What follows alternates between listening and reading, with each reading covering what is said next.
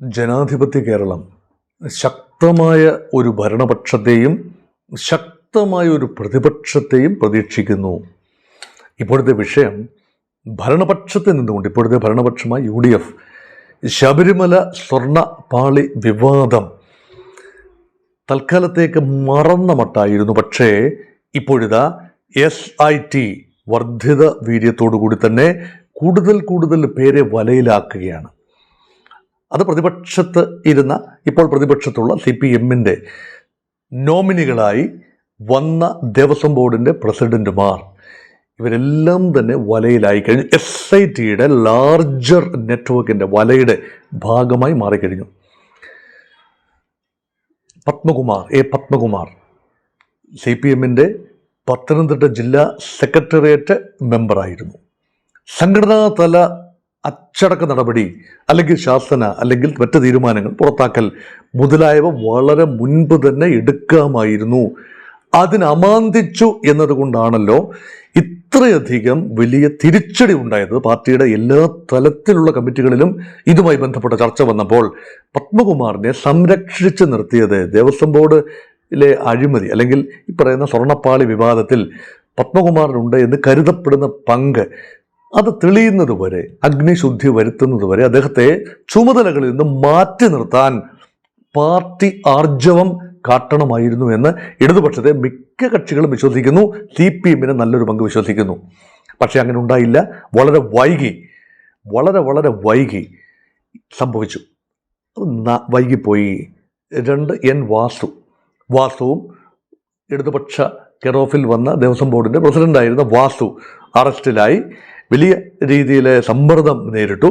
ഇപ്പോഴിതാ മൂന്നാമത് താൻ നിഷ്പക്ഷനാണ്, തനിക്ക് ഇതിനകത്തൊന്നും പങ്കില്ല, താൻ പുതിയ ദേവസ്വം ബോർഡ് പ്രസിഡന്റായിരുന്നു, അതുകൊണ്ട് തൻ്റെ കാലത്തല്ല വിവാദമുണ്ടായത്. 2019 സ്വർണ്ണപ്പാളി വിവാദം തൻ്റെ കാലത്ത് ബാധകമല്ല. പക്ഷെ 2025 അത് സ്വർണം പൂശാൻ വേണ്ടി വീണ്ടും സ്വർണ്ണപ്പാളികൾ അഴിച്ചു കൊണ്ടുപോയപ്പോൾ തീർച്ചയായും PS പ്രശാന്ത് ആയിരുന്നു ദേവസ്വം ബോർഡിൻ്റെ പ്രസിഡന്റ്. അപ്പോൾ പ്രശാന്ത് ഇപ്പോൾ അന്വേഷണ സംഘത്തിൻ്റെ പ്രതിപട്ടികയിൽ എത്തിക്കഴിഞ്ഞ് SIT-യുടെ നോട്ടപ്പുള്ളിയായി മാറിക്കഴിയുന്നു. അദ്ദേഹത്തിനെതിരെ അന്വേഷണം വരികയാണ്. അപ്പോൾ ഈ 3 പേരും ഒരുപോലെ തന്നെ ഇപ്പം 2019 സ്വർണ്ണക്കൊള്ള മറച്ചു വയ്ക്കാൻ വേണ്ടി PS പ്രശാന്ത് ഉൾപ്പെടെയുള്ള അന്നത്തെ ദേവസ്വം ബോർഡ് അംഗങ്ങൾ ഒത്താശ ചെയ്തതുകൊണ്ടാണ് മുരാരി ബാബുവും ഉണ്ണികൃഷ്ണൻ പോറ്റിയും സ്പോൺസറാണ്, മറ്റ് ആളുകളും എല്ലാം ചേർന്ന് സ്മാർട്ട് ക്രിയേഷനിലേക്ക് വീണ്ടും ഇതെത്തിക്കാൻ വേണ്ടി ശ്രമം നടത്തി എന്ന രീതിയിലാണ് ഇപ്പോൾ കുറ്റപത്രം തയ്യാറായിരിക്കുന്നത്. അതനുസരിച്ചുള്ള തുടർ അന്വേഷണവും നടക്കും. അപ്പം ഇതിൻ്റെ സാങ്കേതിക വശം അവിടെ നിൽക്കട്ടെ, അതിൻ്റെ രാഷ്ട്രീയ ഒരു ഇംപ്ലിക്കേഷൻസിലേക്ക്, പൊളിറ്റിക്കൽ ഓവർച്യൂഴ്സ് ആൻഡ് പൊളിറ്റിക്കൽ റാമിഫിക്കേഷൻ, അതിലേക്കാണ് ഈ ഒരു സംസാരം നീളുന്നത്. CPM-ന് എന്ത് ചെയ്യാൻ സാധിക്കും? തുടരെ തിരിച്ചടിയാണ്. CPM തൊട്ടതെല്ലാം പിഴച്ചു. തെരഞ്ഞെടുപ്പിൽ CPM കൊണ്ടുവന്ന മുദ്രാവാക്യം ജനം തള്ളിക്കളഞ്ഞു. LDF ഭരണം തുടരണമെന്ന് ജനം ആഗ്രഹിച്ചില്ല. 35 സീറ്റിലേക്ക്, ചരിത്രത്തിലെ വൻപൻ തോൽവികളിൽ ഒന്നിലേക്ക് CPM-ഉം LDF-ഉം പതിച്ചു. അതിന് പിന്നിൽ അയ്യപ്പ കോപമാണ് എന്ന് ഭംഗ്യാന്തരേണ പറഞ്ഞു വയ്ക്കാം. വേണമെങ്കിൽ ശ്രീ വെള്ളാപ്പള്ളി നടേശൻ്റെ വാക്കുകളും അയ്യപ്പ വിഷയത്തിലെ, ഈ പറയുന്ന ശബരിമല വിഷയത്തിലെ കെടുകാര്യസ്ഥതയും അഴിമതിയും അല്ലെങ്കിൽ മെല്ലപ്പോക്കും എല്ലാം കാരണമായി. അപ്പോൾ റീഗ്രൂപ്പ് ചെയ്യാൻ എന്താണ് വഴി? റീഗ്രൂപ്പ് ചെയ്യാൻ ഒരു വഴിയേ ഉള്ളൂ. കൃത്യമായ നിലപാട്. തങ്ങൾക്ക് തെറ്റുപറ്റി എങ്കിൽ തെറ്റുപറ്റി എന്ന് തികച്ചും ആത്മാർത്ഥമായിട്ട് പറഞ്ഞാൽ CPM-ന് വീണ്ടും തീർച്ചയായും വിശ്വാസമൂഹത്തിൻ്റെ അല്ലെങ്കിൽ വിശ്വാസമൂഹത്തിന് മാത്രം വിഷയമല്ലല്ലോ, ശബരിമല വിശ്വാസമൂഹത്തിന് മാത്രം വിഷയമല്ലല്ലോ, ഇത് അഴിമതിയുടെ വിഷയമല്ലേ? അവിടെ തിരുവിതാംകൂർ ദേവസ്വം ബോർഡ് ഗവൺമെൻറ്റുമായി ബന്ധമുള്ള സമിതിയല്ലേ? അപ്പോൾ പിന്നെ ഇത് പൊതുജനങ്ങളുടെ വിഷയം കൂടിയാണ്. അവിടെ പൊതുജനങ്ങളെ അല്ലെങ്കിൽ സംവിധായകരെ വീണ്ടും കോൺഫിഡൻസിലെടുക്കാൻ CPM-ന് കഴിയണമെങ്കിൽ ഈ ശക്തികളെ തള്ളിപ്പറഞ്ഞേ പറ്റൂ. പക്ഷേ CPM ഏറെ സമയം ചിലവഴിക്കുന്നത് ഡിഫെൻഡ് ചെയ്യാനാണ്, സ്വയം ഡിഫെൻഡ് ചെയ്യാൻ. വീണ വിജയനെ ഡിഫെൻഡ് ചെയ്യാൻ ശ്രമിച്ചതുകൊണ്ടാണല്ലോ ആപ്പിലായത്. അത് കൂടുതൽ അന്വേഷണത്തിലേക്ക് നീങ്ങുകയല്ലേ. ശ്രീ പിണറായി വിജയനെ ഡിഫെൻഡ് ചെയ്യാൻ ശ്രമിക്കുന്നത് മനസ്സിലാക്കാം. വീണ വിജയനെ ഡിഫെൻഡ് ചെയ്യാൻ ശ്രമിച്ച് ഈ എൻഫോഴ്സ്മെന്റ് ഡയറക്ടറേറ്റിന് ഉദ്യോഗസ്ഥന്മാരെ തടയുകയും ഉപദ്രവിക്കുകയും ചെയ്തത് കൂടുതൽ പുലിവാലായി മാറിയില്ലേ? അപ്പം ഡിഫെൻഡ് ചെയ്യാനും സംരക്ഷിക്കാനും അവശേഷിക്കുന്ന സംഘടനാ ശക്തി ഉപയോഗിച്ചുകൊണ്ട് SFIക്കാരെയും DYFIക്കാരെയും CPM കാഡറിനെയും എല്ലാം തെരുവിലിറക്കിക്കൊണ്ട് പ്രക്ഷോഭം നയിക്കുകയാണെങ്കിൽ ജനം ഇത് കാണുന്നുണ്ട്, നിഷ്പക്ഷമായി ചിന്തിക്കുന്ന ആളുകൾ ഇത് കാണുന്നുണ്ട്.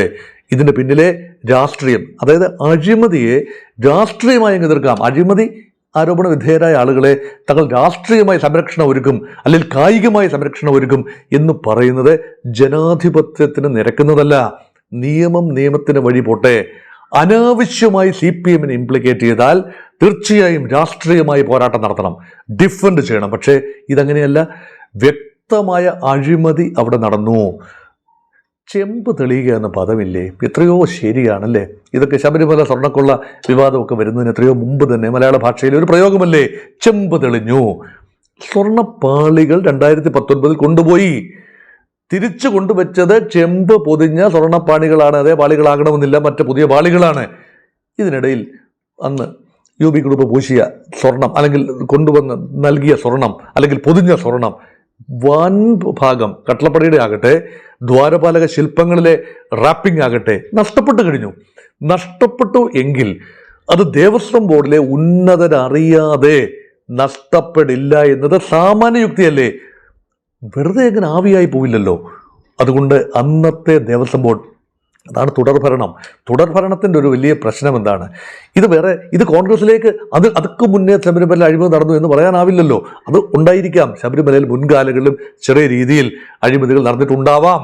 പക്ഷെ ഈ 10 വർഷത്തിനുള്ളിലാണ് ഇപ്പോൾ നമ്മൾ പരിഗണിക്കുന്ന എല്ലാ വിഷയങ്ങളും ഉണ്ടായത്.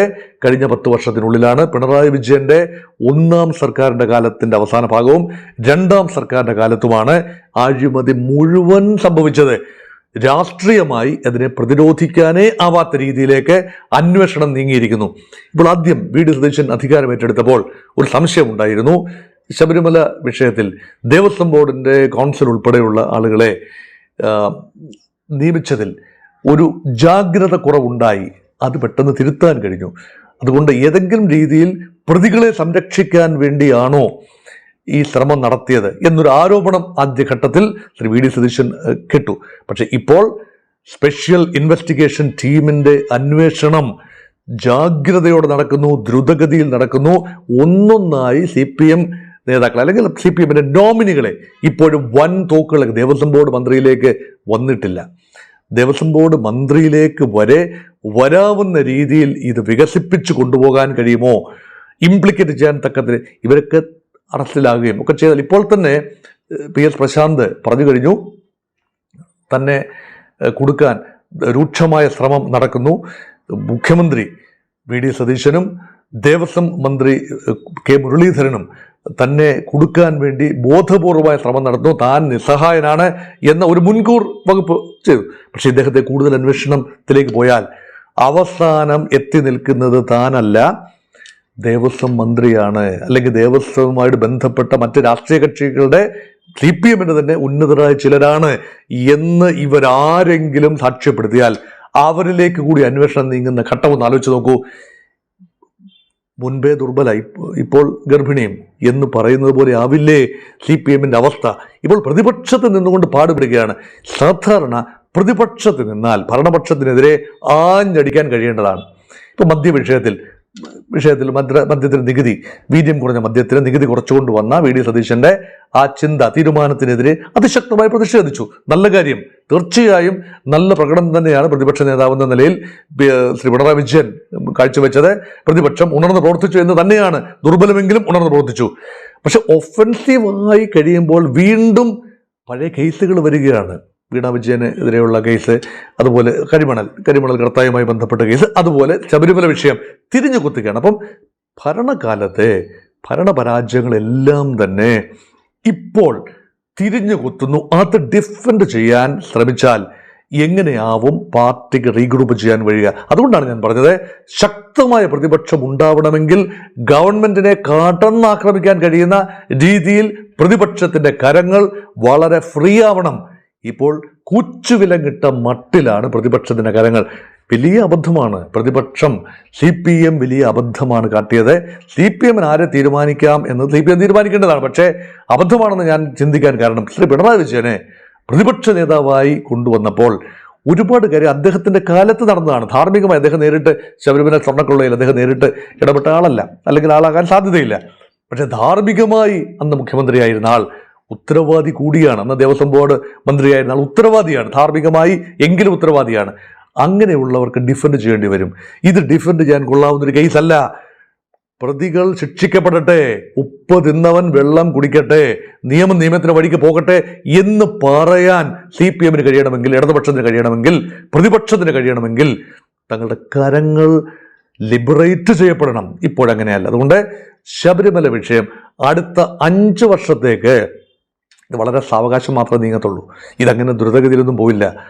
ഇത് അപ്പീൽ പോകും, പിന്നെയും പോകും. ഇതിങ്ങനെ ചതഞ്ഞ് കിടക്കും. ഇതൊക്കെ ഒരു സിവിൽ ആൻഡ് ക്രിമിനൽ കോൺസ്പിറസി തെളിയിക്കാൻ ഒരു പക്ഷേ കഴിഞ്ഞേക്കാം. പക്ഷേ അത് വീണ്ടും അപ്പീലിലൂടെ ഉന്നത തലത്തിലേക്ക് പോകാൻ സാധ്യതയുണ്ട്. പക്ഷേ ഹൈക്കോടതിയുടെ മേൽനോട്ടത്തിൽ ഇപ്പോൾ നടക്കുന്ന അന്വേഷണം ശരിയായ ദിശയിലാണ് എന്ന സൂചന തന്നെയാണ് ഇപ്പോൾ ലഭിക്കുന്നത്.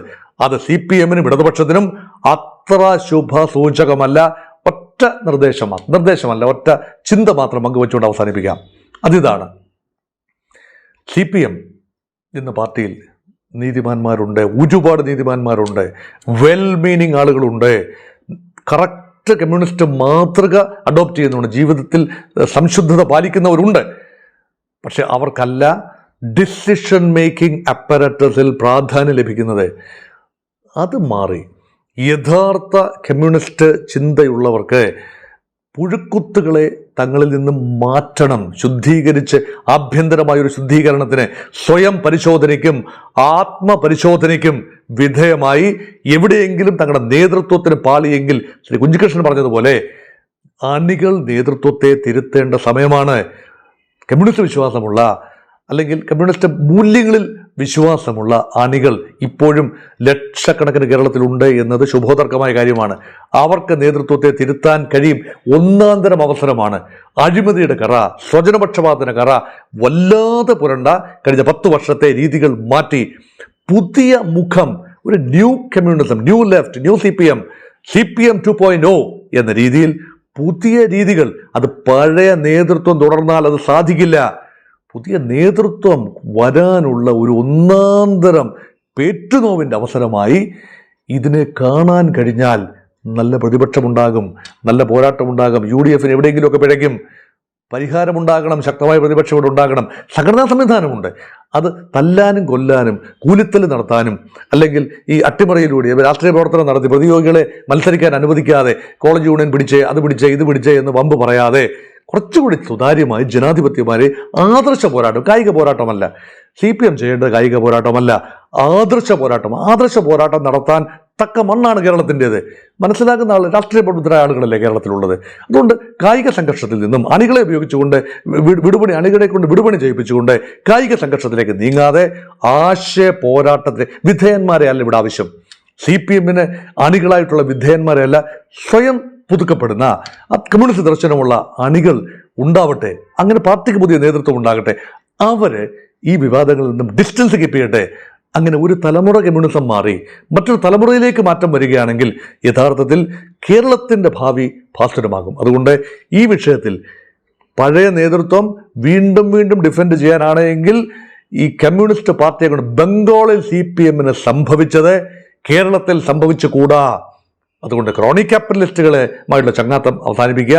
അഴിമതിക്കാരുമായി, സ്വർണ്ണക്കൊള്ളക്കാരുമായി, ഉണ്ണികൃഷ്ണൻ പോറ്റിമാരുമായി ഉള്ള ബാന്ധവം ഉപേക്ഷിച്ച് നേരായ വഴികളിൽ മുൻകാലത്ത് AKGയുടെയും EMSൻ്റെയും ഒക്കെ കാലത്തെ ആ ഒരു നന്മയിലേക്ക് ഉള്ള തിരിച്ചുപോക്ക് അത് സാധിച്ചില്ല എങ്കിൽ, എന്നാൽ കാലോചിതമായ മാറ്റം വേണം താനും. അത് മുൻകാലങ്ങളിലേക്ക് പോകുക എന്നതല്ല, കാലോചിതമായ മാറ്റം ടെക്നോളജിയോട് അനുരൂപമായ രീതിയിൽ, മാറ്റങ്ങളോട് പൊരുത്തപ്പെടുന്ന രീതിയിലൊക്കെ വേണം. അതിനർത്ഥം സ്വകാര്യ കീശ നിറയ്ക്കുക, പിണറായി വിജയനെ പോലെയുള്ള വ്യക്തികളുടെയോ അല്ലെങ്കിൽ ചില നേതാക്കളുടെയോ കീശ നിറയ്ക്കുക എന്നതിൽ നിന്നും മാറി വ്യക്തമായ ആദർശത്തോടെ മുന്നോട്ട് പോകാൻ കഴിഞ്ഞാൽ ശബരിമല വിഷയത്തിൽ CPM-ന് മേൽ വന്നു ചേർന്ന കളങ്കം മാഞ്ഞു പോകും. അല്ല എങ്കിൽ ഈ കളങ്കം അയ്യപ്പൻ CPM-നെയും കൊണ്ടേ പോകൂ.